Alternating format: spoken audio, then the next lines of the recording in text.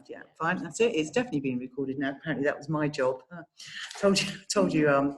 We were learning on as we go here. Right, let's crack on. So hub intro, for those of you who don't know about the hub. So I work with Susan Rhiannon, who some of you will know. And this is the community-led homes West hub. And the things that we do is we explain and help groups with the different routes to achieve community-led housing.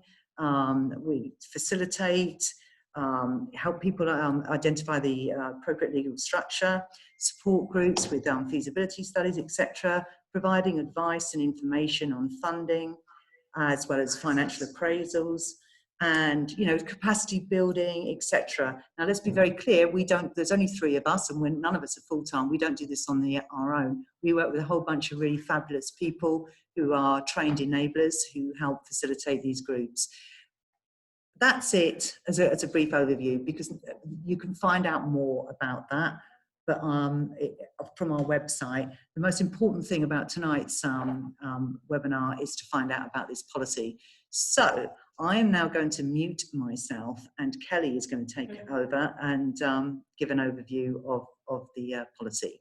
Away you go, Kelly.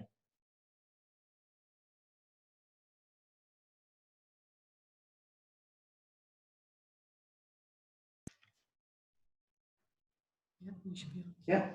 Right, let us know if you can hear Kelly when she starts talking. Shouldn't I be on that central screen then?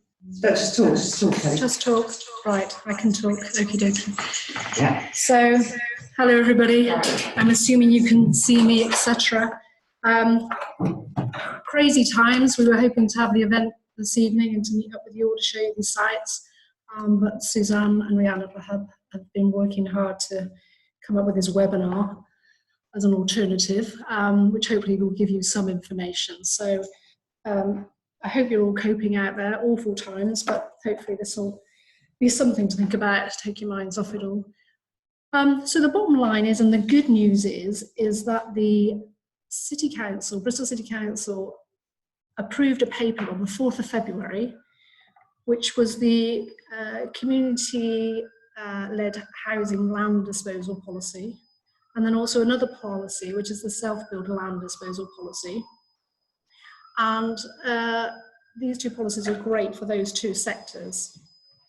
The community-led housing policy enables the council to specifically allocate sites for building of community-led schemes. So sites can actually be offered out only to groups that qualify to deliver community-led housing, which is a first. And the same goes for self-build. We're trying to enable people to build their own homes, and so the council can now actually offer out sites purely for self-builders to build their own home. So great piece of work gone on there and approved by the council. The community-led housing policy also enables social value to be taken into account in consideration of the transaction, which is something completely new. So social value in our society has always been difficult to calculate and to incorporate into any equation, but we're now taking account of that. It's not all about the bottom line figures, it's not all about pounds and pence.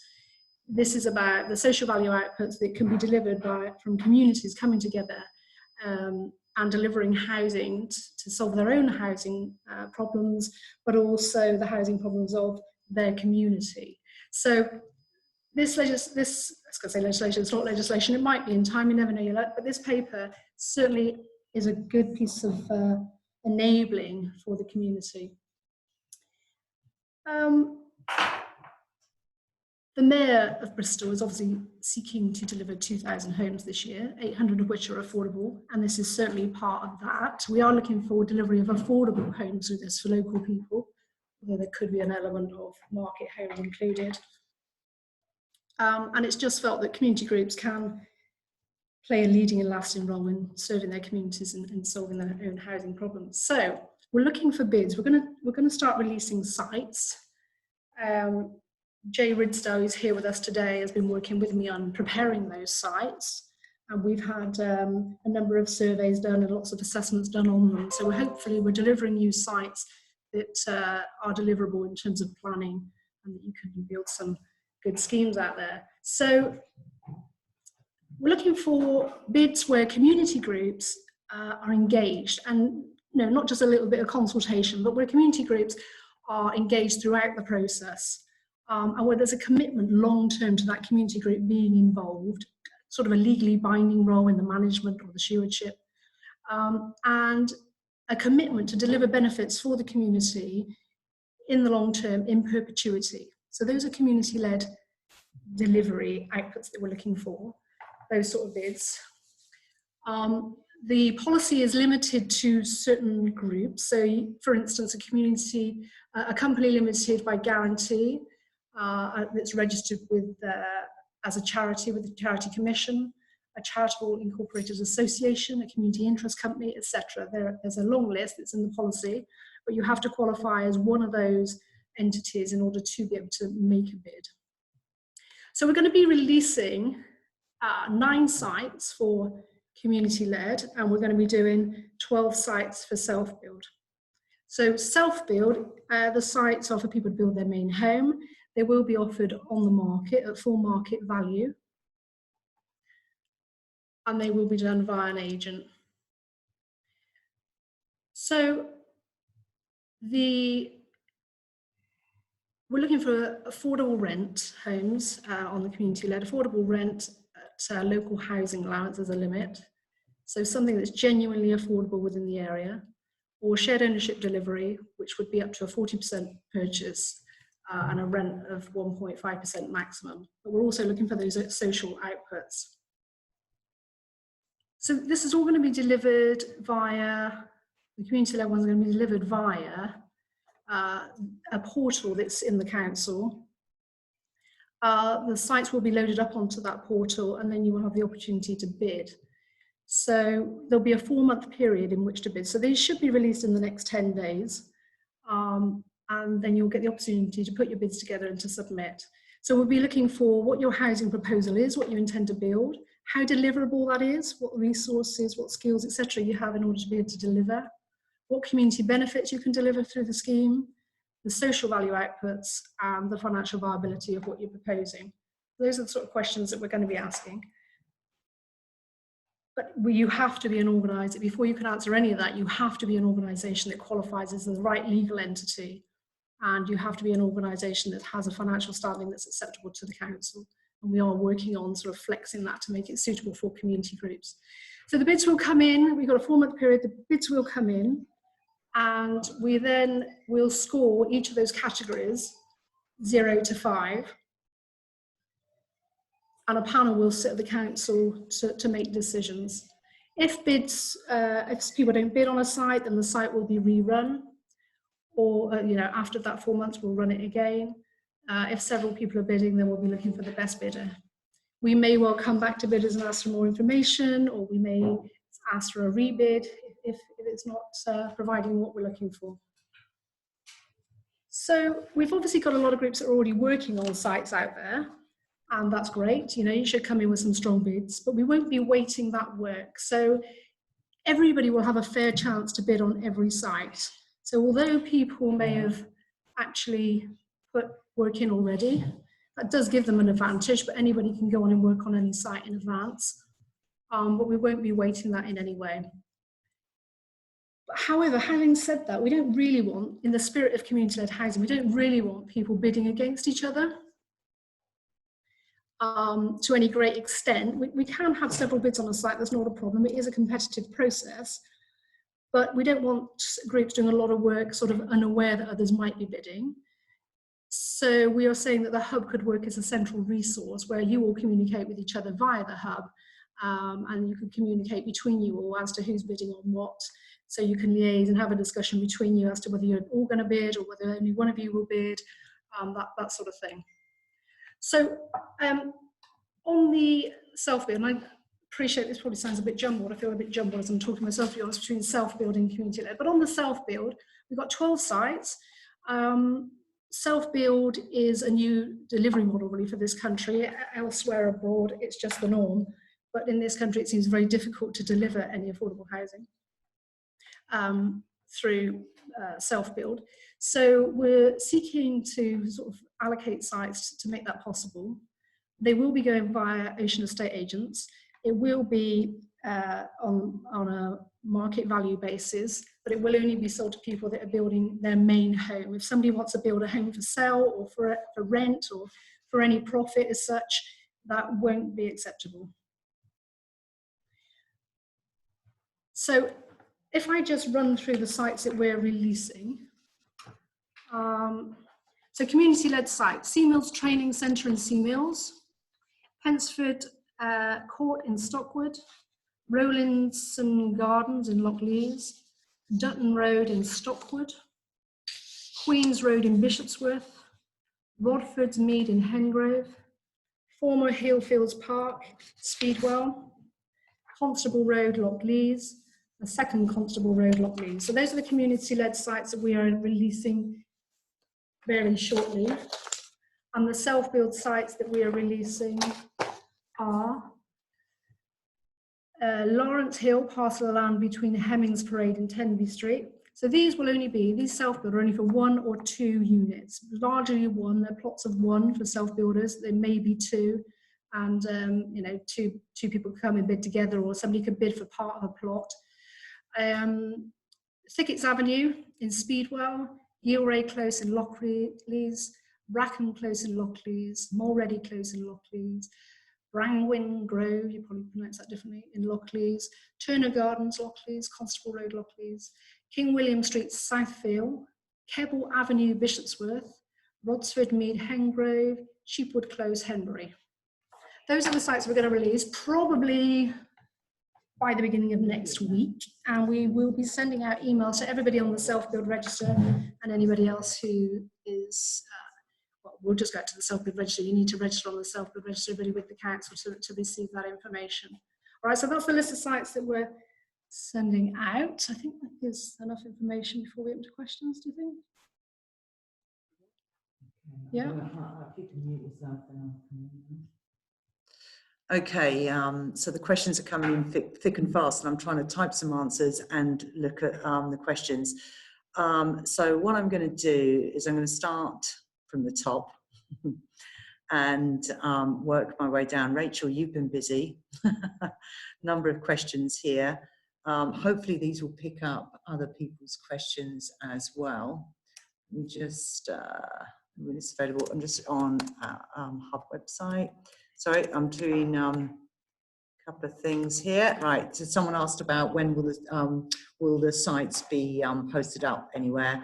And what I'm saying is once the Bristol City Council have released them, we'll make that information available on the Hub website. So the first question that I've got here, Kelly, is how long will each group have to prepare a site? Don't forget to unmute yourself before you... Unmute myself. Am I on? Yes. Yeah. Sorry, this is all new. Okay, so when we release the sites, community-led sites, 4 months. We're saying 4 months in order to submit your bids. That's the current policy. We may well release some more sites along the way in that time, or maybe at the end of the 4 months. That isn't decided as yet. But the first phase of the ones that I've just read out, those 9 community-led sites, will be issued on pro contract on the council's website, and then you've got 4 months in which to bid, and the deadlines will all be set on that website. The self-build ones will be released via ocean estate agents, and there will be a period of 6 months for people to bid, but as bids come in, we will deal with them. Okay, I think that probably might answer the question, how long will each group have to prepare a bid on a site? You just mentioned some times there. Perhaps you want to just confirm kind of timeframes? Yeah. So to prepare, you've got 4 months, or some people have already been working on sites, I understand, in advance. People sort of are aware of sites about the city and may have been working on some of these. But once we press go, it will be a case of the deadline will say submit your bid in 4 months. So you've got 4 months in which to submit the bid. We'll then sit as a panel, probably a week later, the panel will individually score each bid. We will then sit as a panel, which will be officers of the council of relevant departments, and we will score those and communicate with you at that point. Okay, the next question that I've got here is about the level of detail that's required for the business plan. Before Kelly answers that, I know there's some pretty good guidance about that, because there's a scoring. The scoring helps you focus where your effort needs to go in, and again, the hub will support people with that. Kelly, I don't know if you've got anything you'd like to add to that. Hi. We realise that the business cases will vary depending on, some groups already been working on these sites, they may have a detailed business case. Others, we appreciate you won't want to do a huge amount of work in terms of what it's going to cost before you've got the site allocated. So we don't expect you to have all the answers by the time you put these bids in. However, we would want to know what you're aiming for in terms of the affordability of the units, the viability of the scheme, what you propose to do and how it will be funded. Do you need grant from the council, and if so, what sort of levels of grant? How are you going to manage those assets in the long term? It's not just about building them. Once you've built them, then how are you managing them? That sort of thing. So anything that you can provide us with, the more the better, obviously, because this is scored from 0 to 5. Business case along those lines. We want to know what you're building, why you're building it, what it's going to deliver for the community, and what it's going to cost, really. Okay, thanks, Kelly. So I think that can come across as quite daunting for people, and I think it just sounds more onerous than it actually has to be. It's absolutely, the community groups that I've worked with have very clear ideas about what you want to achieve, and a business plan starts there, and it gets better populated as you do more due diligence on the site. So as Kelly said, you can really only put your best foot forward with that business plan based on the information that you know at the time, and also on making certain assumptions. Actually, there's a question from also just come up in the chat on that. Is it the same process for assessing self-build plots? The unmute, there we go. With the self-build plots, it's not the same assessment at all. Basically, we'll be assessing whether the person is building their own home to live in, and we'll be assessing, do they have the wherewithal to deliver that? We want to make sure the person can deliver. Those are the two assessments, plus what they're offering for the site. Thanks, Kelly. Also, the scoring mechanism, how it's evaluated, is in the policy document, which is very kindly, the link has been shared via the chat if anybody picked that up, but we will also put it on our website. I've got another question here. Some people would like that the self-build plots become available, sort of ecologically driven minded self-builders. And will this be considered, and how does it score? How's that rated within the social value calculator? Unmute. I think I'm already unmuted, aren't I? Yeah, I think I've just left it off. The self-build units will have to go through the planning process. The planning process will ensure that the usual requirements of the city are met, where there's a heat hierarchy, etc. So these builders will be expected to achieve the same high standards that any other builder is building in the market. Okay, I think the next question about the length of the process has been answered. We know how long that is now. Kelly's answered that.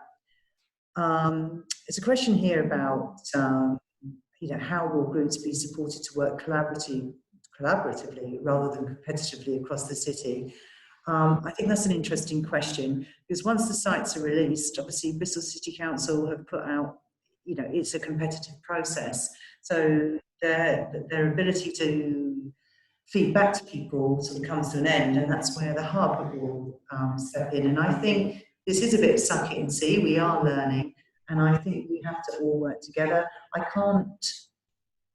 It's hard to imagine exactly where that competition might come through. Ultimately, maybe two groups will bid, and that will be the but I think that would be because we work so closely and everybody knows, you know, it's quite a small sector at the moment, and we know that we'll do the enablers. I think that's something that we're going to have to manage as we go along. Next, so that's that question. So what was the reason behind selling off self-build plots at market rates rather than capturing the long-term added value of zero carbon and community-led housing approaches, Kelly? The government are seeking to enable people to build their own homes. We have to sell at full value. The city has a duty to do that. We are not specifically looking to achieve social value through those deliveries, where the social value policy does not apply to self-build. The purpose of the policy is to enable people to build their own homes. So people are struggling to buy homes, to get on the ladder, first homes to live in, and that policy is purely relating to that. And community-led housing often serves that same purpose, but this is just for individuals to be able to build their own home. So no, we're not expecting it to be for them to deliver all those extra community outputs. It just wouldn't be reasonable to ask individuals to deliver such. So we're not running those through the social value calculator.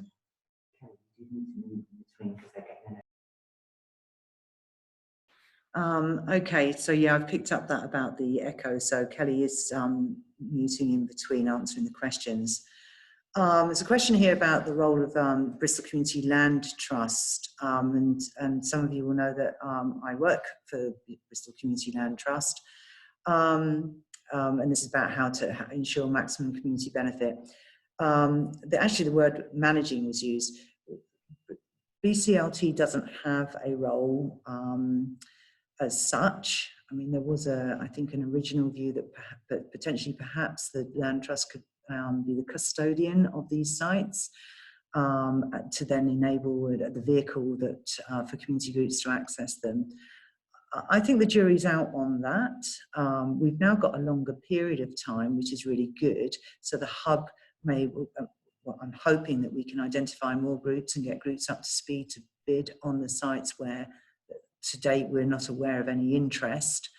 I also think, given that this is the first time that this has gone out, if some don't get bid on, it gives us time to rethink about, you know, what could there be a role for BCLT in securing those sites on behalf of community groups that then they would then pass them on, or just be that kind of can opener for it, if you like. So I have answered it as best I can, and at the moment there's no definite role. So I've got a question here. Can we see the sites on a map? I don't believe we can. I'm sorry. Sorry about that one. Another question here. Hey, Leah. When will the sites become live on Pro Contract? I think you said about 7 to 10 days, did you, maybe? We're hoping to get them out within the next 10 days, but obviously with current conditions, we're not sure which staff are in, which staff are out, and we are relying on somebody uploading these. So we're saying within the next 10 days is what we're aiming for. Bear with us, we'll do all we can to get them out there, but it's imminent, they're ready to go. It's just a case of actually releasing them. Okay, is there a priority for people who are already living in the area, either for the community sites or self-build? There's not a priority as such. Community groups that are within an area obviously have a benefit of being in the area and already having engagement with their existing community.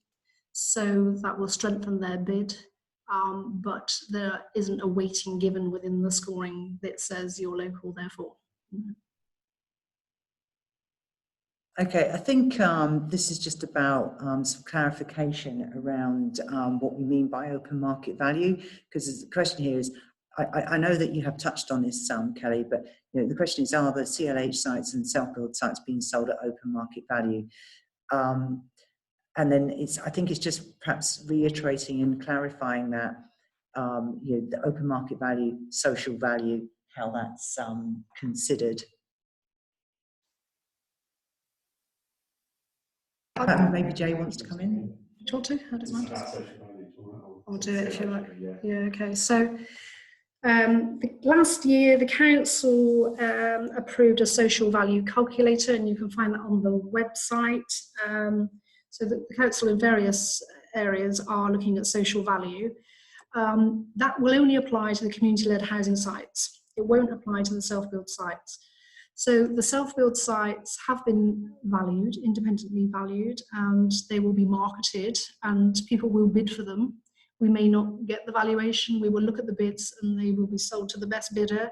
It qualifies. So the highest bidder, who is a genuine self-builder, who can genuinely deliver the site within a reasonable period, will be offered those sites, and then we'll go into communications and obviously down the line of planning, because it's all subject to planning, so it will take some time, and on planning then obviously we will transfer the site. With the community-led housing, it's a completely different process. So with community-led housing, it's by a pro contract, looking at social value. The Local Government Act 2000 enables the council to look at valuations when it's considered that scheme proposals are for the well-being of the community in terms of social economic impact. If it also has a positive impact or no negative impact on the environment, then it can also look at the transaction there. So we're offering that to community-led housing sites because they are community sites that can build communities within those sites delivered by community organisations, whereas a self-build site can't deliver that. A self-build site is one plot and there'll be random plots across the city. So a plot for a house for an individual to build their own home. Completely different ballgame. Actually, Jay's going to add something to that. Yeah, hi everyone. I just wanted to add, in relation to the self-build sites, the council is seeking to achieve the market value of those sites. So obviously if the disposal process doesn't generate a bid which is commensurate with the market value, then the council won't necessarily be able to proceed. Just wanted to clear that up. Okay, we've got this first lot of self-build sites, 12 of them. Will there be any more in the future?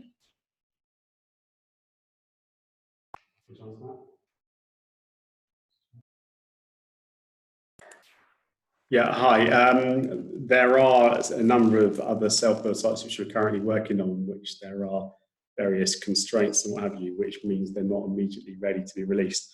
And we're also looking at other opportunities as they come along. So yeah, hopefully there will be some more self-build sites to be released in due course.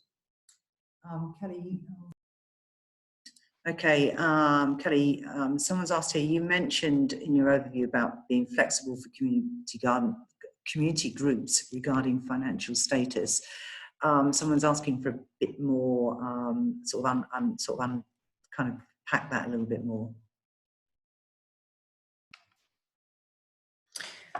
Yeah, we recognise that some community groups may not have been formed for long, so usually the council would ask for 3 years audited accounts, which these community groups clearly won't have. Some will, some won't. So we've been looking at how we can ask for something different that is possible to give community groups, you know, a chance here. So parent company guarantees. So if you've got a large organisation, community group that are going to deliver a community scheme in a separate vehicle, they could offer a parent company guarantee. We're looking at that sort of thing. That isn't in stone, but that's the sort of thing that you could offer up that would give us some comfort to look at. Bonds is a possibility, but appreciate that bonds are expensive for community groups. So we've been working on this and to see if we get something that really does work for community groups. And we've now established that basically we could look at the individuals within the community group. So whether they're directors or key people within the community group, we could do it based on those individuals. And the detail of that is still being worked out. I had a meeting yesterday to start working through exactly what we would be looking for. But rather than years of accounts, which you're not going to have, then we just look at who it is that's bidding, who the group is made up of, and then we will the financial team will make a decision based on that. Thank you. Okay, a couple of questions coming in here about, as part of the launch of the sites process, will the council be giving an indication of the market value of the land?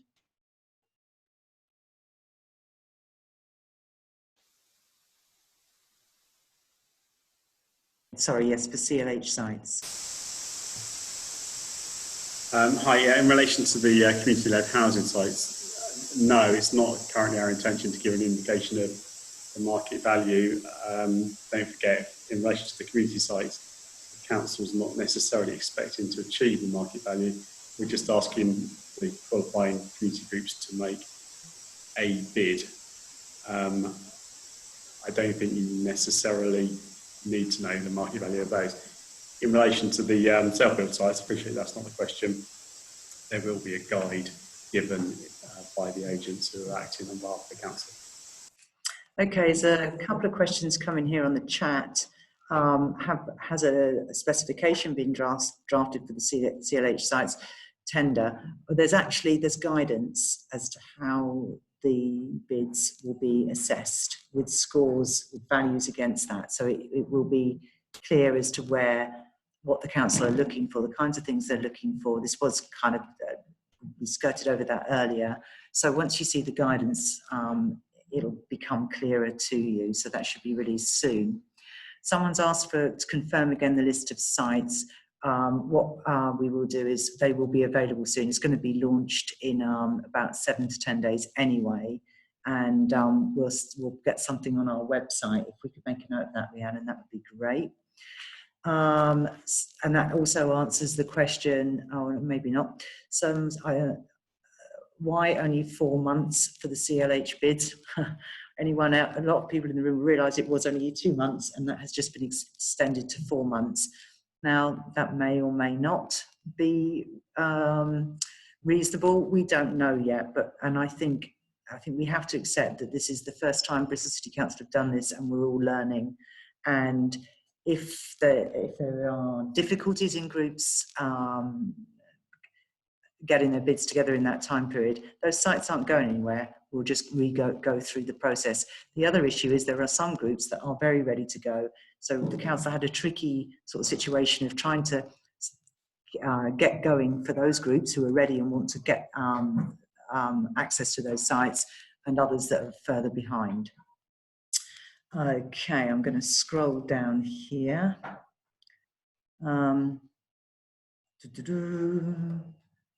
Oh, so what support will the hub, I'm going to get Suze to answer this because she should be doing some of this. What support will the hub be able to offer groups that want to apply? Glad you got that boy to bed, Tom. Well done.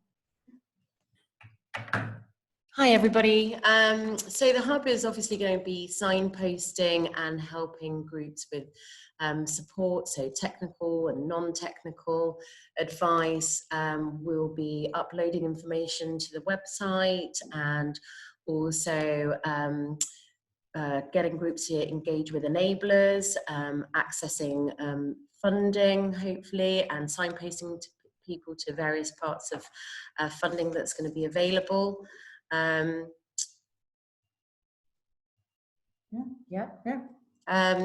I think just to add on that as we are sort of all coming into a point where we will be self-isolating, the hub is going to be working really hard to be putting more and more information on the site. Those are the things that we can do, and as the sites become available, we'll pop them onto the site.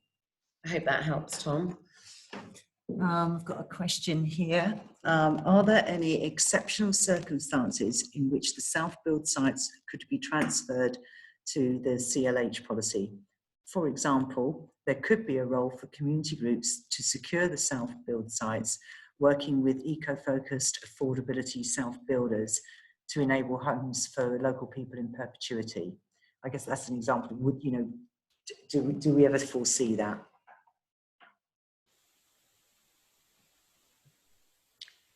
Initially, the sites will be offered to people to build their own homes. If those sites don't get sold, we will look at other alternatives. But at the moment, the intention is to offer those sites to be sold to individuals.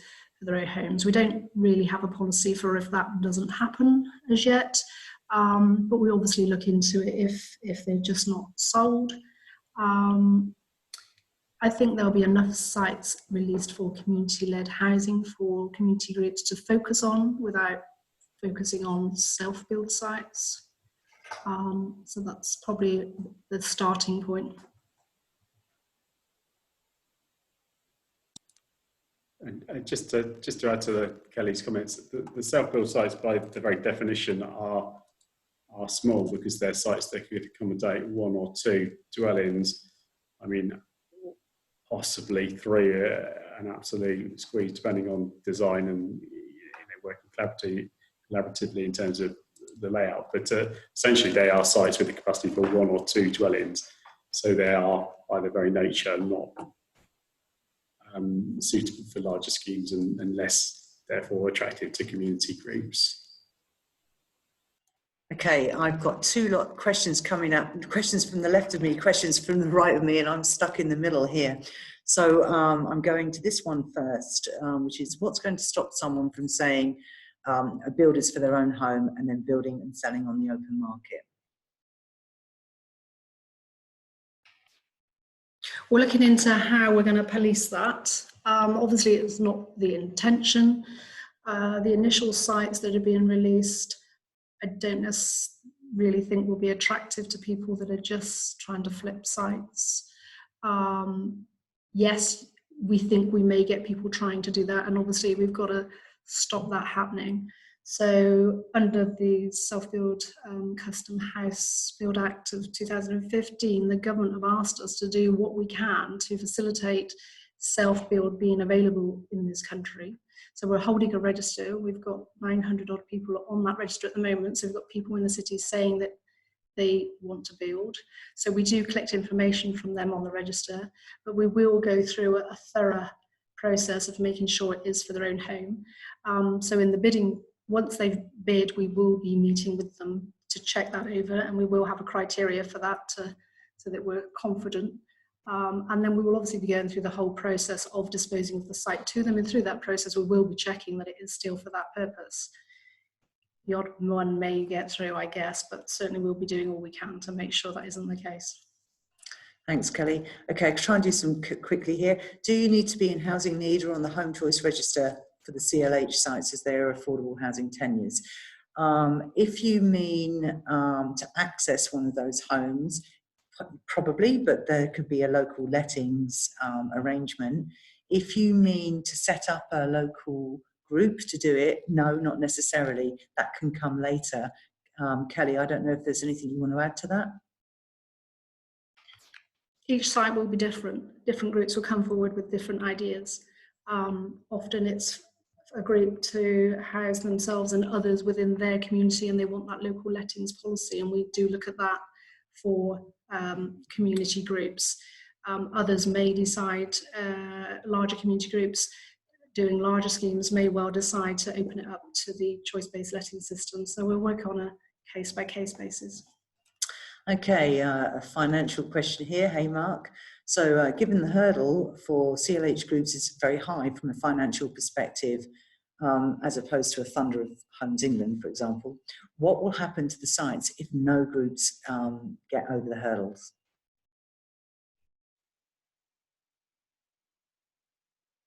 Nice to see you cheery about that, Mark.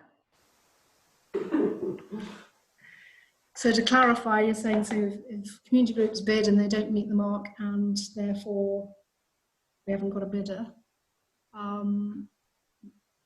that wouldn't be great, would it? I think we have got strong community groups within the city. I think we have got groups that are able to deliver and that can meet that financial mark. We've got some strong community groups already set up that certainly meet the criteria. And we're just trying to make our policy flexible enough so that new groups can come and join that and have the opportunity to bid. So we know there are groups that already meet the criteria. If it's a situation whereby nobody actually wants the site and it's just not interesting to community groups in any way, shape or form, then the council will obviously have to do something different with it, and quite what, we would put it back in the council and make a decision at that point. Okay, and I think the other thing about that is this is kind of action learning. The council and all of us are learning through going through the process. So I would hope that we would get an opportunity to review that. And also, you know, there are other people in the council that we have to satisfy. And I think everything that we identify where it throws up these issues, then it's for us to find the solutions. Okay, I want to come on to now. There's a question here. It's a great question here from Alex. Will there be a call for sites process in the future, asking community groups to put forward sites rather than it coming from Bristol City Council? If community groups out there know of sites, bring them forward now. So if you know of a site, bring it forward, we can consider it and establish in the council whether it is suitable, whether we can release it for community-led. Okay, so does the site have to be sort of bricks and mortar buildings per se? For example, could it involve a community-led project that doesn't involve buildings? That's an interesting one. It doesn't deliver any housing, then it can't be community-led housing. So I'm sure there's something more to this question, but no is the answer. I can't see how that could work.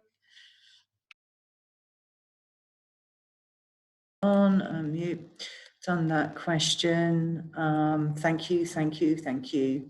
Right. To align with the climate emergency, can there be a remit for all bids for self-build to be of a higher sustainability level than building control? Or if two bids come in at the same value, that the one with a higher ecological remit is selected? But you can't guess who asked that question. Good question. It's not currently a criteria, but obviously we've got two bidders and one's building something that's of more value than the other, then because the proposal, we will be looking at what they're looking to build and assessing that. The standards at the council are very high on energy efficiency. The heat hierarchy that's set is very difficult to meet already. So it's not just building regs, it's our heat hierarchy. So they will have a lot of hurdles to jump already. It would be too onerous for us to then layer that on the innocent little self-builder that's trying to build their own home and trying to make it affordable. So we think the standards are fairly high already. We want these people to be able to build their own home, and we don't want them to be in major debt by the time they've finished. So we don't want to add to that at the moment. I mean, I'm totally behind the whole drive with the environment, and that's the only plus side of what's going on at the moment, I think, is that planes aren't flying, etc. But you know, someone who has struggled and can't get on the housing market and can't afford to rent, etc., etc., etc., I don't think that's where our focus should be for layering and trying to get them to deliver more and more. So currently it's not a policy to insist on that. Okay, this has come up, this question before, about the groups that qualify, so the cooperative question. Now, people have been answering it in the chat in that there was some kind of error or omission maybe in the policy, Kelly. Do you think you could just clear that up? Yeah.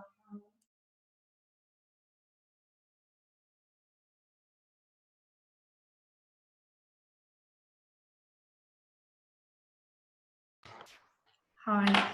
Yeah, the policy, the community-led housing land disposal policy is very clear on who can and who can't bid. There is a mention of co-ops. So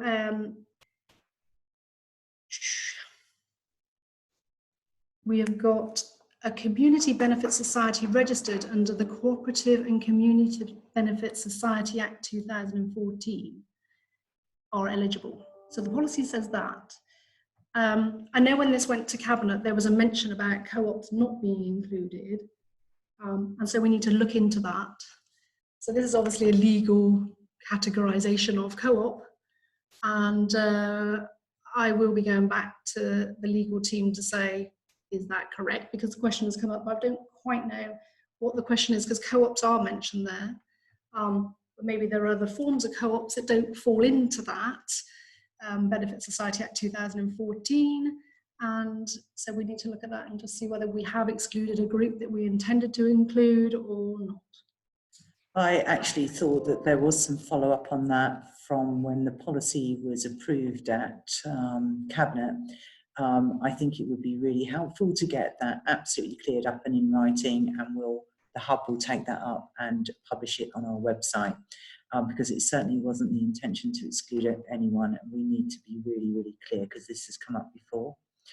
A specific question here: are the Stapleton cricket pitch and College Road small holdings still available for CLH? I don't know anything about those sites. I don't know if anyone else does. Can I just say, in terms of this category, can I just, yeah, sorry, that's all right. This eligibility criteria that's in the policy is to protect the fact that these sites are only for community groups. So we wanted to make sure that private developers, etc., you know, we don't want anybody being able to bid for these sites. So we are trying to make it specific to the community-led housing sector, which is why the eligibility criteria is in there. So it's a positive if we have missed a group that clearly should be included, and I don't know whether another form of co-op should or shouldn't until we look into it. But if they should be, then we'll obviously include it. Sorry, right, so those other sites, no other sites have been released for community-led as yet. So I do know the sites that are being referred to. I know there was a mention of, did you just say College Road and what was the other one you said? Yeah, so there were sites in the local planning review that were identified as suitable for community-led, and so we will certainly be sort of pursuing that and bringing things forward. But right now, we've not got to, because there are sites of over 10, and in the policy, any sites of over 10, we have to go and get specific cabinet approval for first. So I need to go and get cabinet approval to make that decision, and then they will be released through this policy. Okay, the co-op debate is still going on in the chat panel here. But I am going to leave that, and we're going to deal with that offline. There was one thing I wanted to say about go back to a question about hub support, and in particular around finances, in that we now have a recognised financial appraisal tool, ProVal, which we would like to be able to help use to support people and help people, and certainly the enablers that we work with. Had some training, we're working with them on that. We have about 7 minutes left, so I'm going to try and quickly work through these. I'm really trying to keep up with the messages.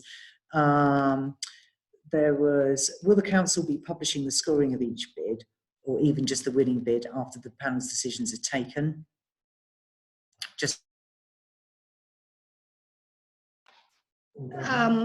We certainly won't be announcing any losing bids, because that's sort of private information, I would say. But you know, once a bidder has been allocated a site, we will inform that bidder, and then we will inform the others that they've been unsuccessful. Okay, I'm going to tie a couple of questions up. People are still concerned about this, the self-build plots, in respect that, you know, because it's sort of about enabling people to house themselves, but then it might not necessarily be affordable. I think you answered that because it wasn't necessarily about it being affordable. I'm not sure. Hold that thought.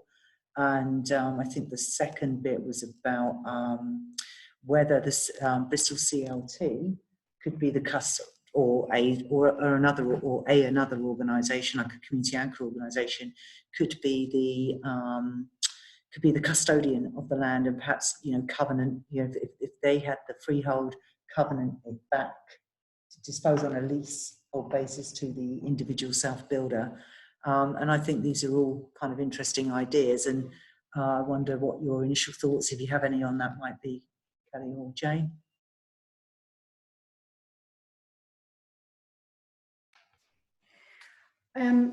Bristol Community Land Trust is a great organisation. It's a community group, you know, obviously within the city, that's long standing and has already delivered some good schemes, so it's greatly valued. It is, however, a community group, the same as any other, and so we would treat them the same as any other community group. If, as you suggested earlier, we put out a bidding round and people don't want to bid, we'll probably run it again. If BCLT want to make a bid on behalf of future community groups or other community groups, then we will look at that at the time. Okay, thank you. And also, you know, that is also someone said, you know, sort of community anchor groups too. And I think that's an area of work that the hub should work with Bristol City Council on, because part of our role is around advocacy. Someone's put here at the beginning stages of setting up a community-led housing group. Where should I start? Well, being here on this webinar is a great start. And you're juggling a toddler this end, so you're losing the gist. Yeah, okay. I think a few of us can sympathise with that. But contact the hub. We can put you in touch with people. So this was a good start coming here, Laura. I've got another question here. We've got 4 minutes. Is it the case that the council still legally has to provide a service plot for the number of the people on the self-build register? The legislation states that that is the case. So as somebody registers on the self-build register, the council, therefore, within 3 years of that registration, have a duty to deliver that number of serviceable plots. Most local authorities are finding that's incredibly difficult to keep up with. The council at Bristol did deliver on that this year, but obviously the register grows and grows and grows, and it's very difficult to keep up. But that's one reason why we've got this self-build policy, is one strand in trying to make sites available to make self-build an option in the city. Okay, right, I'm pretty much going to wrap it up now. I did, just on that, the self-build, I think there's quite a lot of advocacy work to do here regarding, because there's the targets that the local authority have to make. We've had conversations about that, whether there's equity, there's grant, possibly there's grant pots that we're exploring about whether it could be given out on an equity share, so that 30%, roughly 30% of the value of that whole self-build plot, or if you say that's the land value, if you like, is held by the trust, and then in perpetuity that self-build unit is only ever sold on at 70% of the value. These are things we've been looking at with Triodos and Bristol City Council. These ideas are really, really fledgling at the moment, and I don't think that we'll be able to, there'll be anything for this round, but it's what we're working to in the future. Also, it's about, the local authority have been using section 106 to try and enable the delivery of plots, and I think that's another area that we can work on to try and make sure that that gets implemented. And the more that we connect and the more that we have these kinds of sessions and pick these ideas up, we can help Bristol City Council achieve its targets. So this is really nice. People are saying thank you, and it is exciting, and you know, we're trying to do our best. We're going to keep, you know, this what we're facing at the moment has made us do this, and I think it's been good for us and an efficient way of doing things, and we'll just get better and better at it, I hope. So it's 7:30. Thank you so much. We had like something like 70, 80 attendees, and that's just amazing. So yeah, well done everyone, and I think we're going to sign out now. And yeah, we can sign out. Oh well, you know what? I'm going to sign off. We're going to save the chat. You sign out. You're welcome. You're welcome. Thank you for the thank yous. Had a great team effort by my colleagues, Susan and Rhiannon, and thanks to Kelly and Jay for coming along. Cheers. Thank you.